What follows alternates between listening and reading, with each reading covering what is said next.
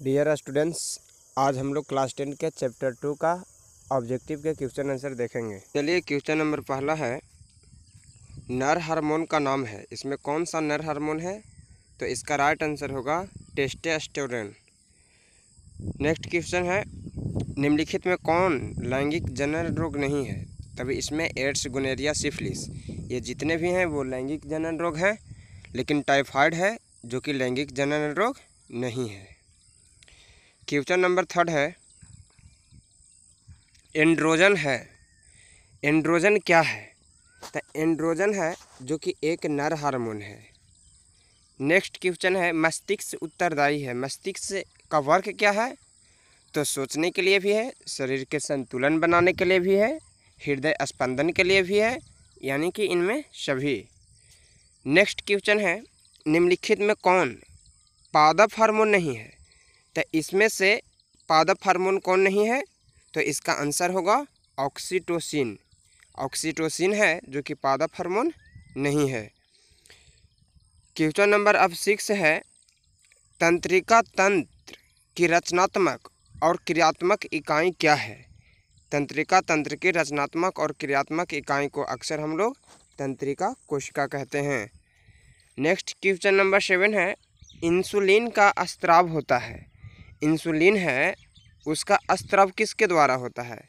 तो इसका स्त्राव अग्नाशय के द्वारा होता है। क्वेश्चन नंबर 8 में बढ़ते हैं,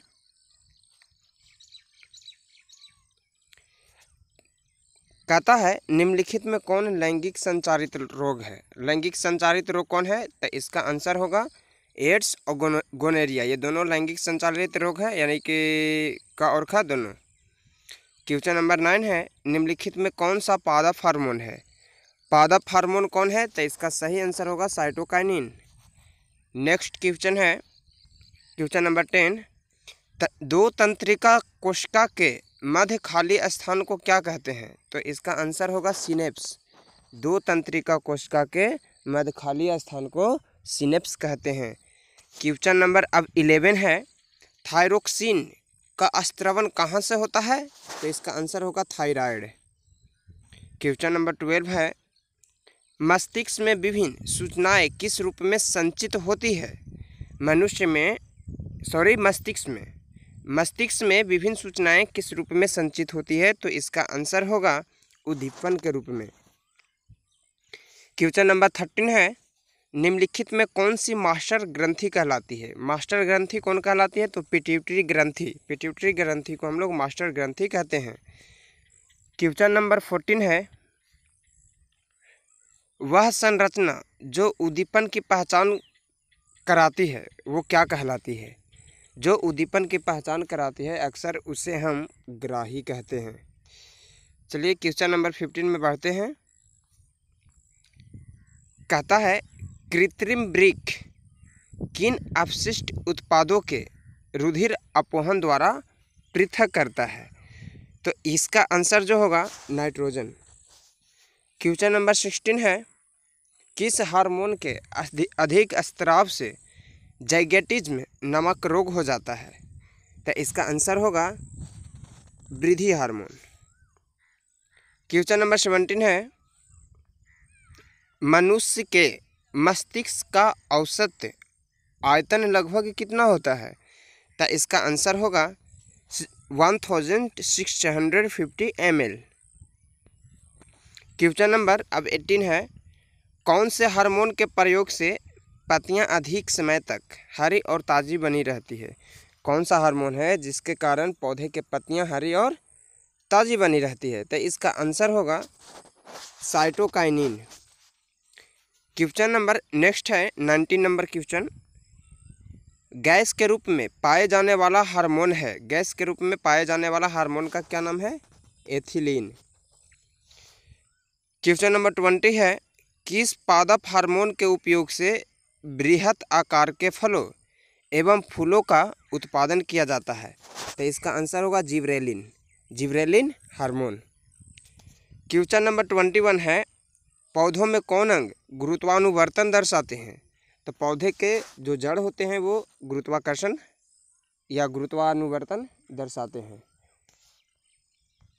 क्वेश्चन नंबर 22 है, मनुष्य के शरीर में सोचने वाले ऊतक हैं, तो मनुष्य के शरीर में जो सोचने वाले ऊतक हैं वो तंत्रिका ऊतक है।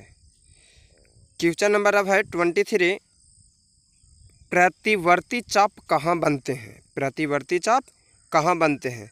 तो प्रतिवर्ती चाप है वो मेरुरज्जु में बनते हैं। चलिए क्वेश्चन नंबर 24 है, निम्नलिखित में कौन प्रेरक का कार्य करता है? इसमें से प्रेरक का कार्य कौन करता है? यानी कि हार्मोन है, हार्मोन है जो कि प्रेरक का कार्य करता है। ऑप्शन में दिया हुआ है, आप इसको देख करके समझ सकते हैं। क्वेश्चन नंबर 25 है, हमारे शरीर में विभिन्न जैविक कार्यों का नियंत्रण होता है। हमारे शरीर में विभिन्न जैविक कार्यों का नियंत्रण किसके द्वारा होता है? तो तंत्रिका द्वारा कि रसायनों द्वारा कि तंत्रिका और रसायनों दोनों के द्वारा? तो तंत्रिका और रसायनों दोनों के द्वारा होती है। क्वेश्चन नंबर 26 है, एबिसिसिक एसिड किस तरह का रसायन है? तो एबिसिसिक एसिड है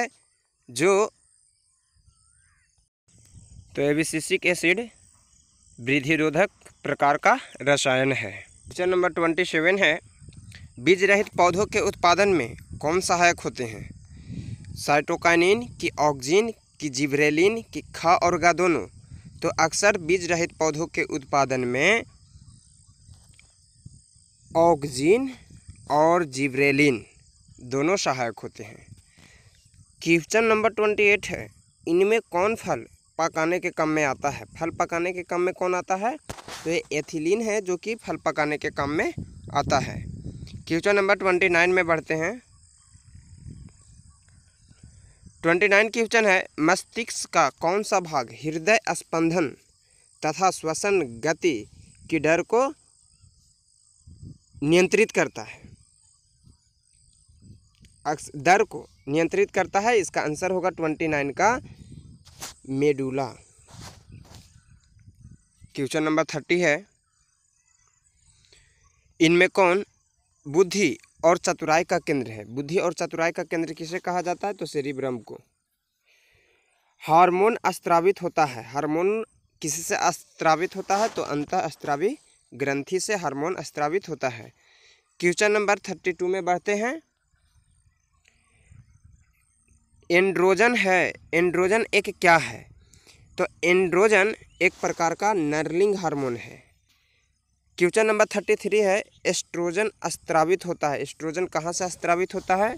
तो एस्ट्रोजन है जो कि अंडाशय द्वारा स्त्रावित होता है। क्वेश्चन नंबर 34 में बढ़ते हैं। मानव मस्तिष्क का औसत भार होता है, भार लिख लीजिएगा, भार लिखा गया है। मानव मस्तिष्क का औसत भार होता है, तो मानव मस्तिष्क का औसत भार 1.5 kg होता है। क्वेश्चन नंबर 35 है, सबसे छोटी अंतःस्त्रावी ग्रंथि है। सबसे छोटी अंतःस्त्रावी ग्रंथि का क्या नाम है? तो ये सबसे छोटी है जो कि पिट्यूटरी है। क्वेश्चन नंबर 36 है, निम्नलिखित में कौन एक प्रतिवर्ती क्रिया का उदाहरण है? इनमें से सभी है, यानी कि छींक आना, मिठाई देकर मुंह में पानी आना, आंखों का झपकना, इनमें सभी है जो कि प्रतिवर्ती क्रिया का उदाहरण है। क्वेश्चन नंबर 37 है, किसे मास्टर ग्रंथि कहते हैं? तो पिट्यूटरी को हम लोग मास्टर ग्रंथि कहते हैं। क्वेश्चन नंबर 38 है, सबसे बड़ी अंतःस्त्रावी ग्रंथि कौन है? तो इसमें से थायराइड है जो कि सबसे बड़ी अंतःस्त्रावी ग्रंथि है। क्वेश्चन नंबर 39 है, निम्नलिखित में कौन सी कोशिका सबसे लंबी होती है? तो निम्नलिखित में कौन सी कोशिका सबसे लंबी होती है? यानी कि इसका आंसर होगा न्यूरॉन। क्वेश्चन नंबर 40 है, हार्मोन शब्द का सर्वप्रथम प्रतिपादन किसने किया था? तब इसका आंसर होगा, हार्मोन शब्द का सबसे पहले प्रयोग प्रतिपादन स्टार्लिंग ने किया था। स्टार्लिंग होगा, स्टार्लिंग, टा आकार टा दे दीजिएगा। 41 क्वेश्चन है, पत्तियों का मुरझाना किस हार्मोन के कारण होता है? पत्तियों का मुरझाना एब्सिसिक हार्मोन या कह सकते हैं एब्सिसिक अम्ल के कारण होता है। क्वेश्चन नंबर 42 है, मानव मस्तिष्क से कितनी जोड़ी कपाल तंत्रिकाएं निकलती है? तो इसका आंसर होगा 12 जोड़ी। क्वेश्चन नंबर 43 है, मेरुरज्जु की रक्षा करता है। इसमें से कौन है जो कि मेरुरज्जु की रक्षा करता है? कशेरुक दंड। इसका आंसर होगा कशेरुक दंड। क्वेश्चन नंबर 44 है, मनुष्य के रुधिर में शर्करा स्तर को नियंत्रित करता है कौन? टेस्टोस्टेरोन, कि एस्ट्रोजन, कि इंसुलिन, कि इनमें से कोई नहीं? तो मनुष्य के रुधिर में इंसुलिन होता है जो कि शर्करा स्तर को नियंत्रित करता है। क्वेश्चन नंबर 45 है, ऑक्सिन है, ऑक्सिन एक क्या है? तो ऑक्सिन एक प्रकार का क्या है? ऑप्शन है वसा है, कि एंजाइम है, कि हार्मोन है, कि कार्बोहाइड्रेट है? तो ऑक्सिन एक प्रकार का हार्मोन है। Subscribe to my channel and also press this bell icon.